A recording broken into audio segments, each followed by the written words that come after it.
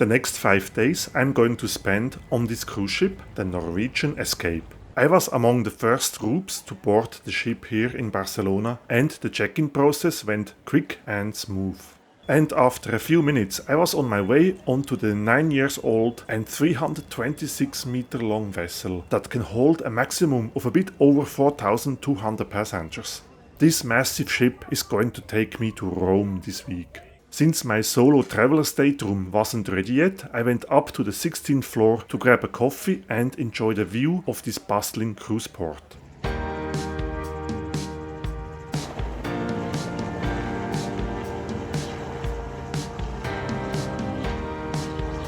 I see the check-in line got quite a bit longer than when I arrived.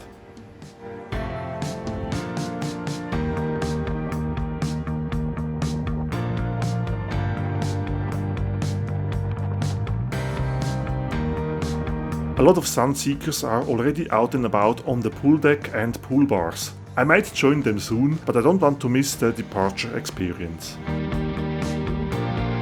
By the way, the cruise ship back there is from Virgin Voyages, with whom I had a fabulous cruise experience. Watch it here if you like.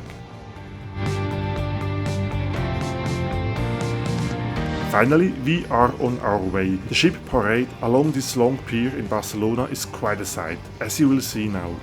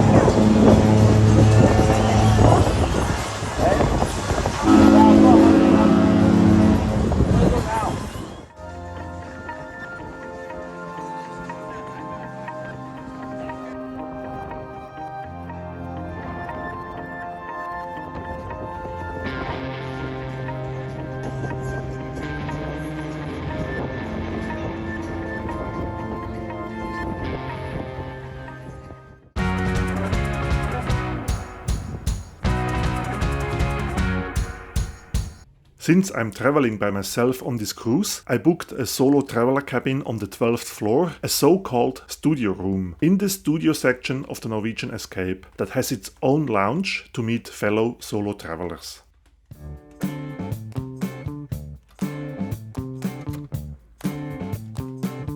My cabin offers various light settings, and that's the light I was greeted with. The bed makes up the majority of the cabin space, and here I have 2 wardrobes, a TV and a sink. This is the shower, and opposite I find the toilet.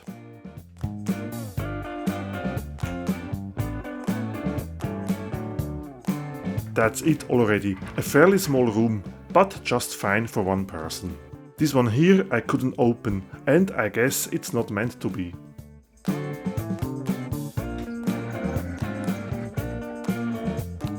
Here is a selection of water, however, none of it is included in the cruise fare. This is the light setting control, lovely gimmick, but I'm not sure if I'm ever gonna use it. At the head end of the bed I find this soft wall and some storage space and reading light. This is a small seat, which I hoped was also a storage space, but it wasn't unfortunately. And there's more space down here and here.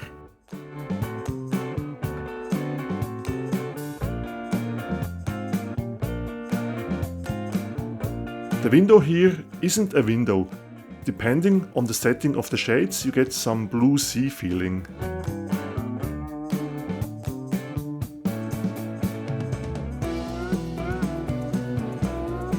There's plenty of space under the bed for the suitcase, which I find practical. Also practical, I find the possibility to select my own room temperature and the service and do not disturb button. Within the studio area of the ship, one floor down on the 11th floor, I find the studio lounge. The whole studio section only can be accessed with a studio room key card. The lounge offers some snacks, water, fruit, coffee and chargeable wine.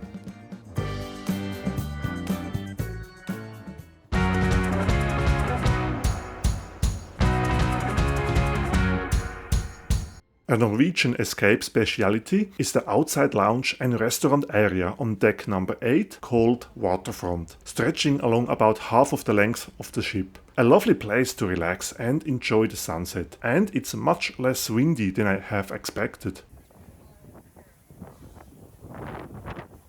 I took this cruise during the European Football Championship, and since we were traveling along the European Mediterranean coast, a live feed cannot be missed. Later in the evening, at the stern of the ship, I find this Spice H2O venue for some outdoor clubbing feeling. At the main atrium, which stretches over 3 floors, I find this bar with the somewhat straightforward name Bar at the Atrium. The Atrium Café offers some chargeable sweets and coffee, and the spacious guest service and shore excursion desk can be found here on this deck as well.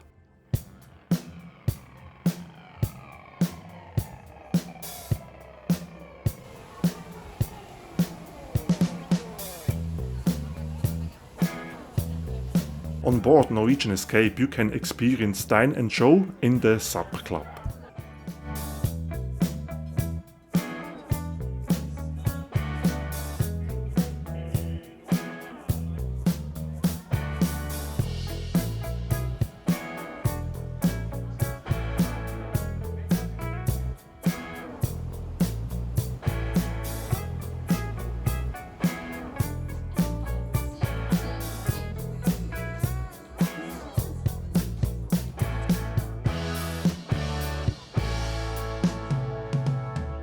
I always like visiting the plaquette room, showing a bit of the port's history of the cruise ship.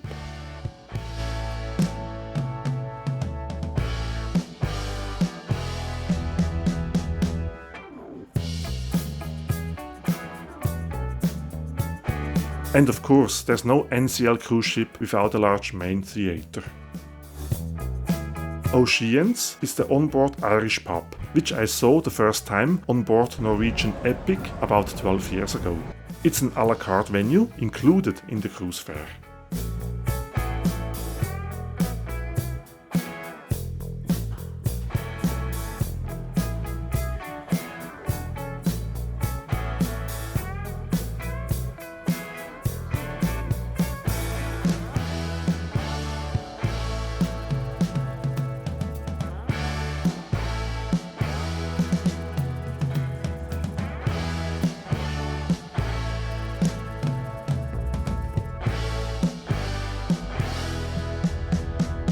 And of course, there's no American cruise ship without a casino.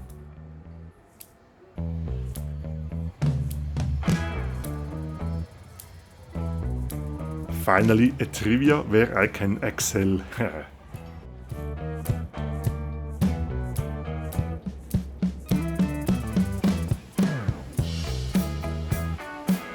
I quite like these water caves at the Spice H2O, which is an adults only venue during daytime.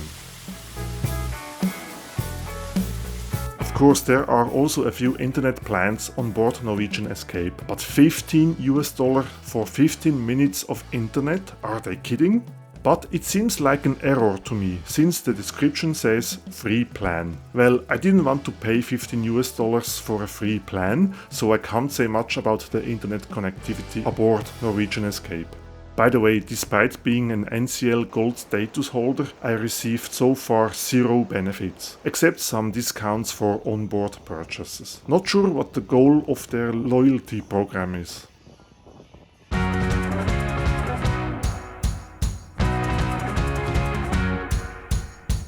The Manhattan Room is one of the main dining venues at the stern of Norwegian ESCAPE. I find it beautifully and classically decorated. There are no set dining times, so you are free to choose when you like to have your dinner. And it's part of the cruise fare. Norwegian Cruise Line is known for the high quality food, or at least was, back in the previous decade, when I did up to 4 cruises per year. And I'm happy to confirm that the food is still top notch, whether it's here in the Manhattan Room or in the Garden Café. The oceanfront also offers a number of restaurants, but all of them with extra cover charges that were higher than what I was willing to pay. The view and atmosphere, however, is splendid.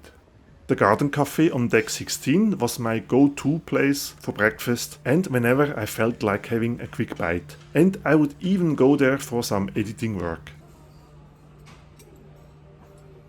Another place I quite enjoyed is the American Diner on deck 17 next to the pool slides, as there was always a nice breeze thanks to the open layout.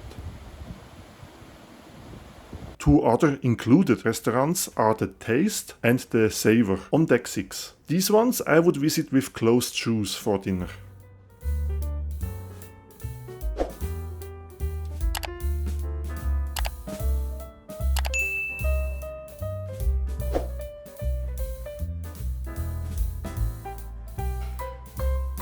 And there's no NCL cruise ship without a teppanyaki restaurant, which comes with a hefty cover charge, unfortunately.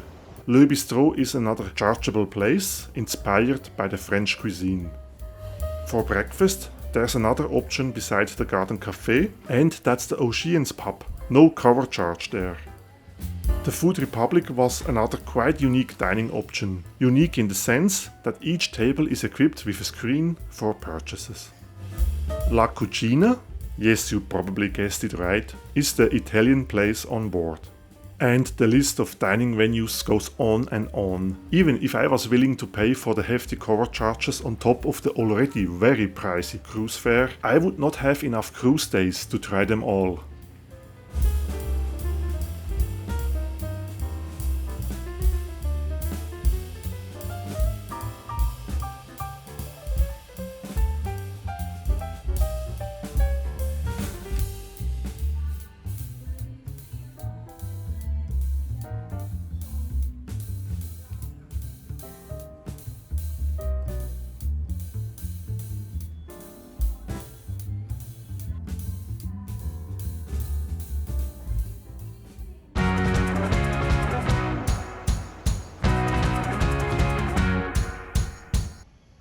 The first port of call is Cannes, in the southern France.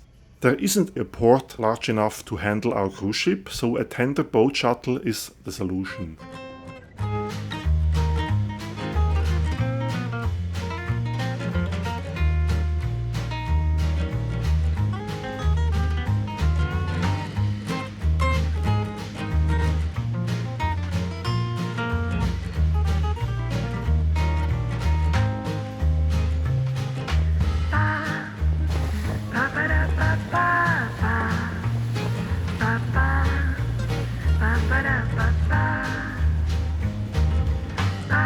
I didn't book an actual shore excursion, as I'm quite familiar with this area since I spent a good chunk of my childhood here. So I just wandered around for myself a bit for an hour or so, as temperatures reached about 36 degrees centigrade, which is about 2000 degrees Fahrenheit for my American viewers. Cannes, of course, is known for their film festivals and a place for seeing and to be seen.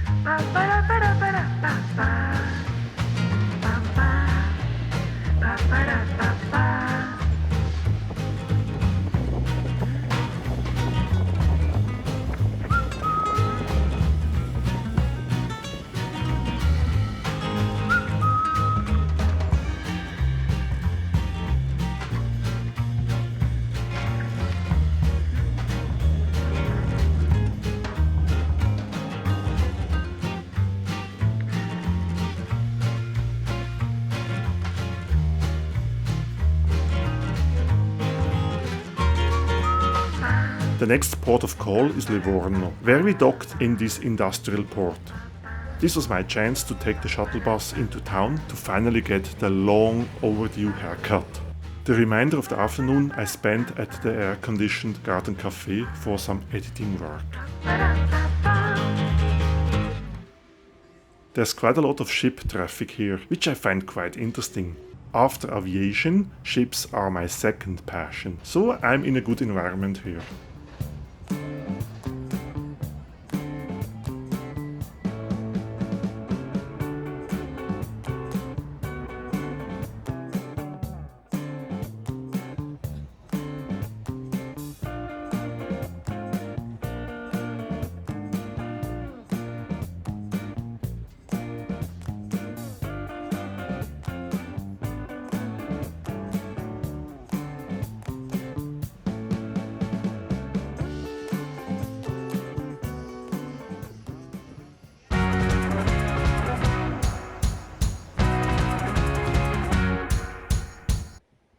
One thing I love about cruising are the sunsets. For some reason, sunsets on the open ocean I always find more beautiful, surely also because of the fact that you get a maximum of horizon while being on the open ocean.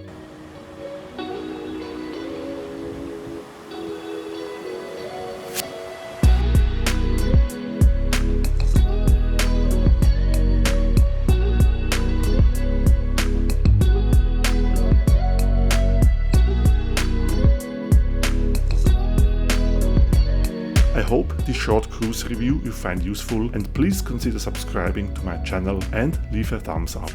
Thank you for watching. See you next time. Bye for now.